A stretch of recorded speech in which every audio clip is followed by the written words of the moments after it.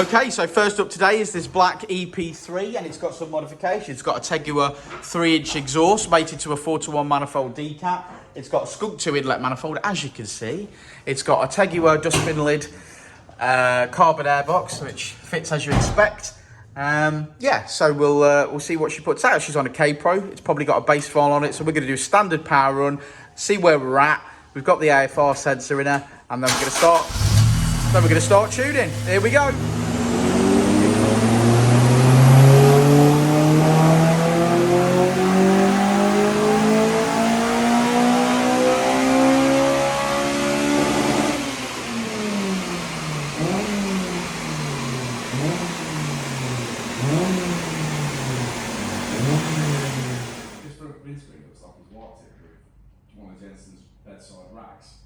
Jensen, have you wiped that windscreen with one of your bedside rags? Why? Yeah, I've had a cold. You might want to push the tissues off with a pen. Well, EP3, how you doing, Rich? Oh, it's Thursday. It is Thursday-ish. It feels like, I don't know, the week's gone, feels like it's gone fast. Yeah. But now it's dragging.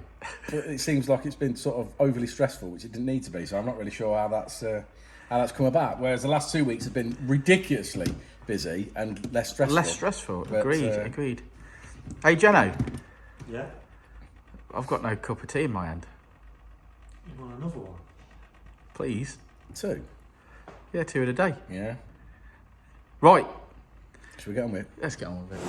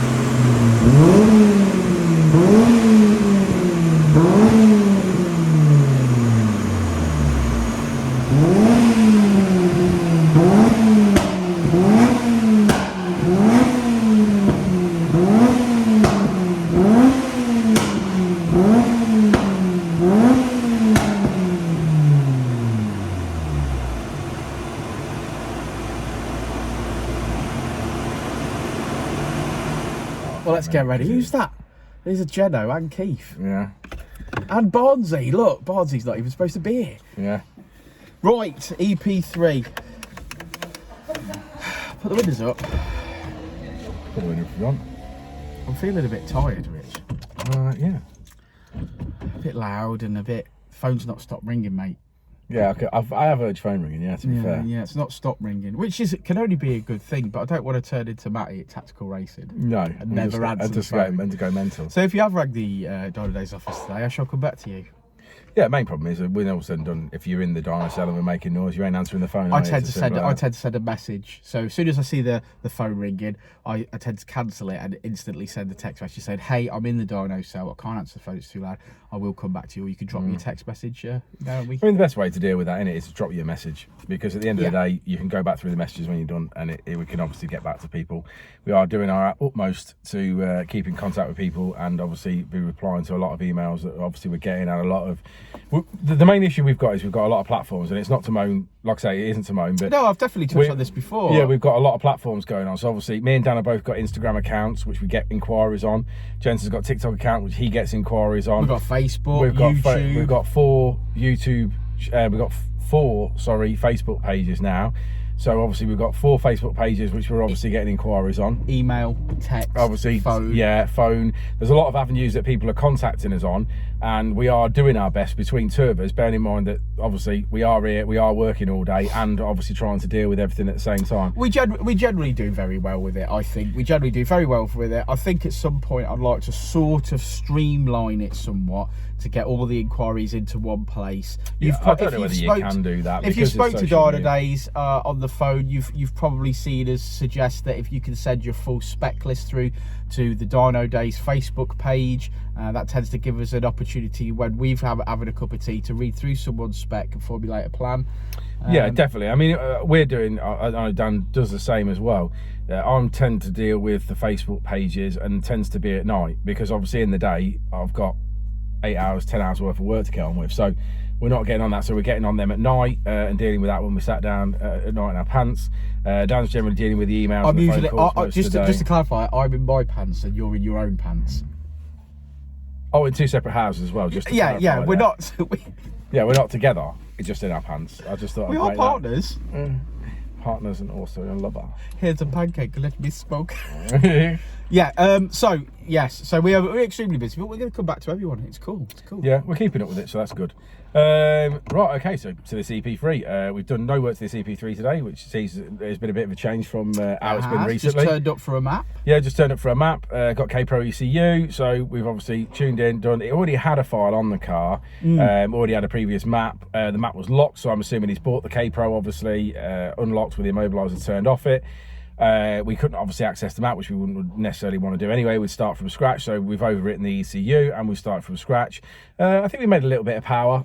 A little bit of mid-range and a little bit of peak. You can see that we've made power, across the rev range. Yeah, we made power throughout the rev range, a bit, all the way across. I think we finished on 233. I think it was mainly dialing the fueling in, mate, because it was quite out to start with. So perhaps maybe a little bit lean. Yeah, just start with. Just dealing with that and got on with that. Again, you don't know what mods obviously that ECU had or what the vehicle had on, and obviously every car's different. So we were dealing with that. Dan remarked that he thought the exhaust sounded a little bit strange from the outside, which is weird. I couldn't necessarily hear or pick that tone up in here, I must admit. But Dan said it sounded a little bit weird on the outside. I think it's got the TypeR 3-inch on it, ain't it? It's a 3-inch exhaust system and a 4-to-1 manifold. Is it a TypeR though, the exhaust? Yeah, I think it is. Yeah, I think it is. But Dan said it seems to sound a little bit weird. Now I know they have had, or older systems have had problems with baffles obviously breaking and collapsing inside. So maybe there's a little bit of something going on there. I don't know. It didn't really seem to affect the power. It's making power. It pulls through okay. Just when you're in the dyno cell and you're listening to EP3s and FN2s day in day out, this one just sounded odd. I can't quite put my finger on why. It was almost like a hollow it's strange, and I can't describe it, because me describing the sound and you describing the sound are two completely different things. Again, this car had the TypeR carbon airbox on it with a little letterbox top on it, which again we sort of like try and ask people if they've got those to take them apart and clean them before they bring them. Because he did clean it, in fact. So he did heed warning. He did heed warning, because a lot of them are literally just full of dirt and debris, and they don't clean them out. Obviously, if the customer's done that, great. I still don't think it's the best induction kit for power. I mean, admittedly, yes, you get a cold air feed, but ultimately you've got an engine that by design wants a lot of air, and it's just pulling through that small area on the airbox. It's got a Skunk 2 Ultra Series inlet manifold. Yeah, it's got I'd expect this car to make around 240. So, I mean, realistically, yeah, we say we're 7 breakdown, we're not, because that's what this car's made. But then again, know, interestingly enough, I've seen the Teguer airbox go to the Dynodaze induction kit and gain between, like, I think some of them made like between 4 and 11 brake horsepower. Yeah, and that's before on, tuning. Yeah, before mods as well. I mean, obviously that's depending on other mods that the vehicle's got, ain't it? And then go down that route. So yeah, I mean, okay. I mean, each car on their own merits. So we've done with this car today. Yeah, and I don't think there's any more to add to that. Shall I look at the graph? Yeah, let's have a look at the graph. We've been joined by Barnsey. He's in the workshop, so I'm going to go give him a great big hug in a moment. Well, as we always say, red line is as she comes in, blue line is as she leaves. Looking at the wheel horsepower, we can see that we've gained quite a bit there. But yeah, and we finish on 233 brake horsepower, which is a 198.9 at the wheels. There she is. Another black EP3 in the house. If you've got this far in the video, thanks for getting this far in the video. We appreciate your support on YouTube. As ever, like, subscribe, share, all those great things. Code word for this car is going to be Barnsey, just because he's turned up to entertain me and we love him. So we shall catch you all on the next one. Won't we, Richard? Richard's walked off, so peace out. Before, and I'll say it again. Life moves pretty fast.